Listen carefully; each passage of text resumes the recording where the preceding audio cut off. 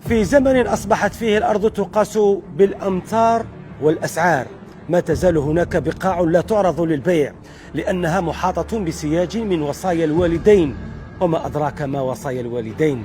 قصتنا من مدينة الريس في قلب جبال الأوراس، حيث توجد حكاية بستان يجمع الخرفان والدجاج والأشجار والخضر والفواكه ما شاء الله، لكنه يحمل قبل ذلك وصية أب أوصى ابنه ألا تباع ثماره بل تقسم بين الأهل ويتصدق منها على الجيران والمحتاجين. حكاية بطلها رجل يسمى بليل بومعراف، ويعرف كثيرون بلقب عم دعاء، الذي عاد من رحلة طويلة في المشرق العربي ليواصل حراسة إرث لا يقدر بثمن. مراسلنا حكيم عماري زاره في بستانه وعلى وقع صياح الديك بعث لنا هذا الربورتاج. هذه مدينة الريس في قلب جبال الأوراس، هندستها المعمارية شيدت وفق جغرافية المكان، شوارعها ضيقة وبناياتها الشامخة متكئة إلى جبل ينتهي سفحه إلى بساتين نضرة الإخضرار، بساتين أخذت شكل مدرجات أو ما يعرف بفلاحة الرفوف، ينابيع فجرها أهل المدينة مثلما فجر ثلة منهم ثورة التحرير ذات ليلة نوفمبرية خالدة، ينابيع تسقي ما يسدون به رمقهم ويقفون حاجاتهم.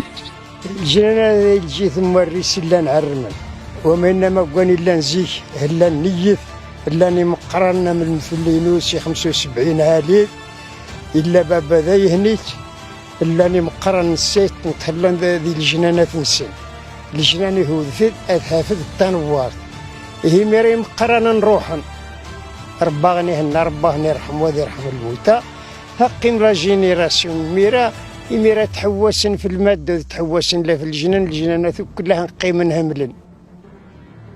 عم دعاء هو اسم الشهرة لبومعراف بليلي الذي صال وجال في عدة دول عربية قبل أن يعود إلى الريس ويمارس النشاط الفلاحي في أرض ورثها عن والده، أرض ليست للبيع مهما غلا ثمنها أو كما أوصاه والده قبل رحيله.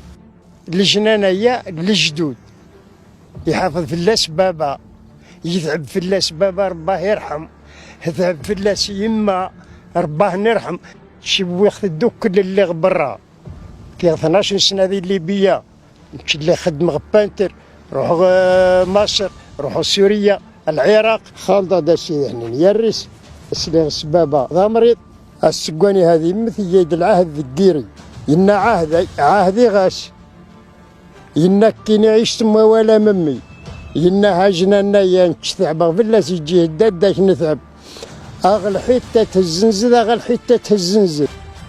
يخدم بومعراف أرضه بإتقان، يفتت تربتها ويفرك قمحها ويعتني بماشيته ودواجنه. أول ما يقوم به قبل التفرغ إلى النشاط الفلاحي إطعام دجاجه الذي يمنحه بيضا ويحميه من العقارب وينظف حقله من الحشرات تماما مثل ما تحميه قططه من الحيات السامة. الوقفة يا هنتشكا تبريباري غير ماشي اللي قوزار باش انا نروح غاسن تيرا ودريا ناد علفن يمير ما ويتاوي شغبا ها لو كان هذه القمام ما هي ويغبر وتنشمس سقا هذه بزيان ما ها أقل شيء وما إنما يستيقظ فيها القيتش.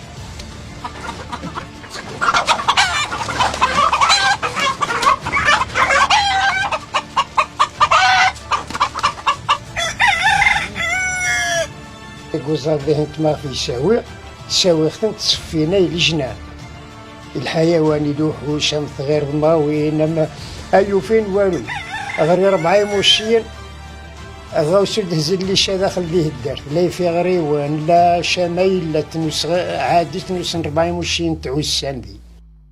في حقل عم دعاء تجد كل ما تجده يباع في السوق من خضر وفواكه وبقوليات، تراه يهيئ الأرض لزراعتها أو غراستها تارة، وتارة أخرى يجني ثمارها ويحصد محاصيلها. كل شيء نتاعي نجيبه منا من الارض، البصله، الثوم، الكسبر، حتى من الحشاوش نتاع البرمه نديرهم هنايا، الكرويه وروح بها نشريهم هنا.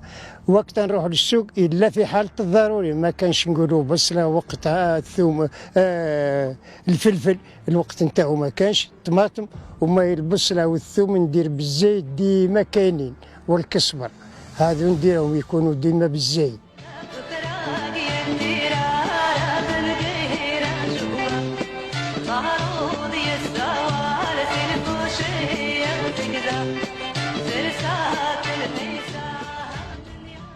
والمنتوج نتاعي تقريبا ما نديهش للسوق، الشيء اللي نصدقوا الشيء اللي نديرو فرماس، الشيء اللي كتب ربي هذاك هو.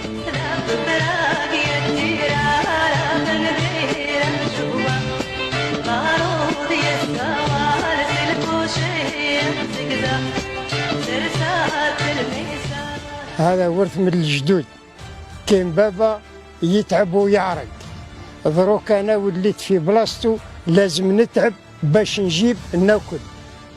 الغله نتاع العام نجيبها عندي هنايا نستوكيها، من الفريك، من المرمز، كابويا، وقت الشتاء حاجه ما نسخصهاش الا في حاله الضروري، ونروح نجيب حاجه من السوق ونولي.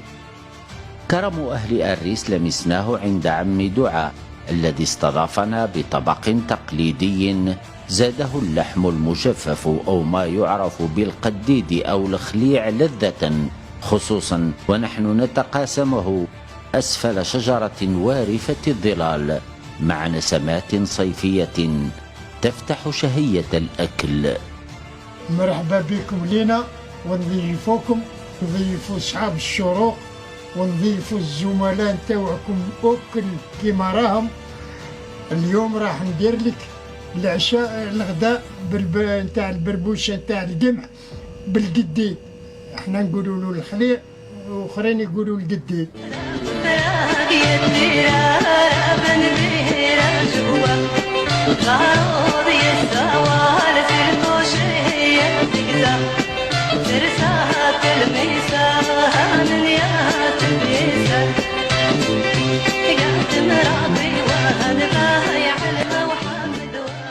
حكاية بومعراف المشهور هنا في الريس بعم دعاء حكاية تترجم قيما أخلاقية حميدة كالصدق والوفاء وحب العمل. بالمختصر حكاية عنوانها حين يكفي الإنسان حاجاته بما تنتجه يده. حكيم عماري لبرنامج مراسلون.